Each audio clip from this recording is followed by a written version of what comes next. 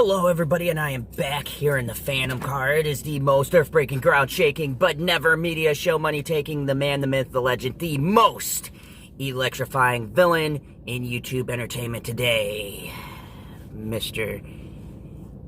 Cowboy General Zod. No, this is my gear I normally wear for Clone Wars, but today I don the hat on because I am going to talk to you guys about this ridiculousness that is on YouTube about Rosario Dawson doing Ahsoka for the Clone Wars. And both sides of this argument are being stupid, and I'll tell you why. One side, the woke side, is talking about how, oh, this is a travesty, blah, blah, blah, blah, blah, blah. Normal talking points that they normally talk about. While the side that I throw and tip my hat to is talking about how this is fighting against the NPCs and Mandalorian Season 2 is just gonna blah, blah, blah, blah, blah. Look, I don't think that people are looking at this objectively. So I'm gonna give you my objective opinion of what I think about Rosario Dawson being nodded as Ahsoka in The Mandalorian. First off, I love Ahsoka.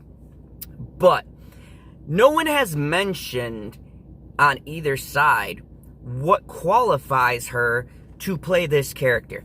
And it's funny to me because we used to talk about the qualifications of a person. So I know her filmography. I am actually a huge fan of hers. Now, I know this sounds like, but Zod, you're coming in hot. You're saying how, right off the bat, we're assuming you don't like this choice. No, but I am leery about this casting, and I will get to that in a second. But first off, Rosario Dawson has a massive filmography, and I'm sure either side hasn't seen even half of her works. I've followed her career since Kids. You guys know what Kids is? Go watch that movie. It'll horrify you for the rest of your life. But it was a 90s film about sexual promiscuity and the AIDS epidemic. This kid gets AIDS and sleeps with all these girls and infects them, basically. It's a really messed up movie. I had to watch that for health class. The 90s was so different. But anyways, I saw her there. That was where she really began to come up as a headline actress. Since then, she has done numerous voice work for the DC universe. She has done films like Zombieland, 7 Pounds, 25th Hour.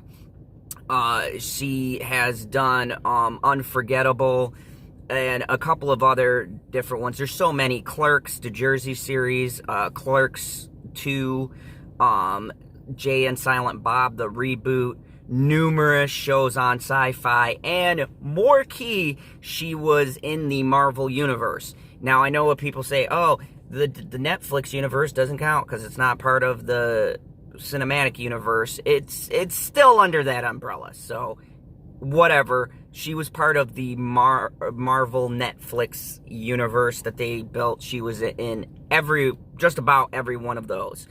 So her taking a bigger role in Marvel would have made sense to me. Star Wars and that character in particular, I have seen her acting, and I'm going to be truthful with you. She doesn't have a lot of range.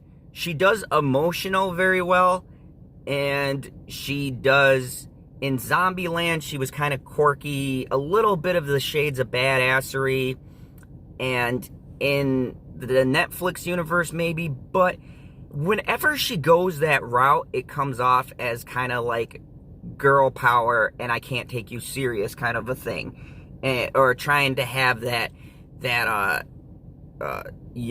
Spanish attitude, and it never comes off as a genuine, like, badass female. Like Ripley or all of them, they have a certain thing about them where they don't necessarily come off as badass, but when they do certain things, because they don't try to flaunt that, it comes off as badass. You know what I mean?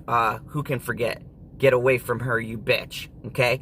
Throughout it's just a certain charisma that someone carries. For instance, Sigourney Weaver, she was in The Defenders. There was something about her performance where I was pissed at what happened to her character because she had such a terrifying presence. Like, you never knew exactly when she was just... You had this feeling like she was just going to go off and just snap and kill a bunch of people. Rosario Dawson has that girl next door kind of feel, that really chill, like, neighbor that you want to hang out with, or maybe, like, girl you'd hit on at a party, like, yo, I want to get your digits, and then maybe start a life with, and have multicultural kids. Zod's just joking. But anyways, my take on this is I am on the fence. I'm actually not as excited as everyone else as far as this casting goes. I think that there could have been better choices if this is the route that they're going to go. Not because I'm woke, and not because I don't think she has the pedigree. I don't think that she can fit this mold, okay? Samuel L. Jackson, let's look at all the Jedi we've had. Samuel L. Jackson, it's Samuel L. Jackson. Enough said. Ian McGregor really won us over with his performance as Obi-Wan. Now look at Hayden Christensen. We like him now, but back in the day, he took so much heat as Anakin because his performance just didn't show. I think that I can't say this is the greatest cast ever. Honestly, I'm meh about it. It's okay. I think that she's a very one-note actress, and I mean, I like her stuff, but I don't know if she fits in the Star Wars universe. Honestly, I just don't know. And especially as Ahsoka, I have a high bar for Ahsoka Tano, and I don't think that she's a good live-action one. Would I have chosen Brie Larson? I'd actually put her with Brie Larson. I know people are going to be vampantly angry, but honestly, Brie Larson is one note. She's good in drama and when she's directed, but look at Captain Marvel. Terrible superhero. I feel this too. I don't know how she will fit in. She looks like Ahsoka, so that's a plus. She's tan. But beyond that, I mean, acting-wise, I have not seen anything that would tell me that she could pull off the kind of A, physicality that the role requires, and B, the range of emotions. She could get the emotional part, but can she get the fighting style? Does she have the charisma to carry that character is the big argument. Does she have the charisma to carry this role? Me personally, I think no. As far as casting goes, we could have done it worse, though. At least it's not Brie Larson. Anyways, in the comments below, let me know. Tell me what you think. Do you think that's a good casting choice? Do you like it? Do you not like it? Were you excited? Are you going with this because it's against the woke crowd? Are you a part of the woke crowd and you're like, this is terrible? Anyways, let me know in the comments below what you think, who you would have chosen. Is she your top pick? Is she not? All of that good jazz. If you liked the video, hit the like button. If you're new to the channel, hit that subscribe button. And as always, remember the one and only rule here in the fandom zone: kneel before your general Zod.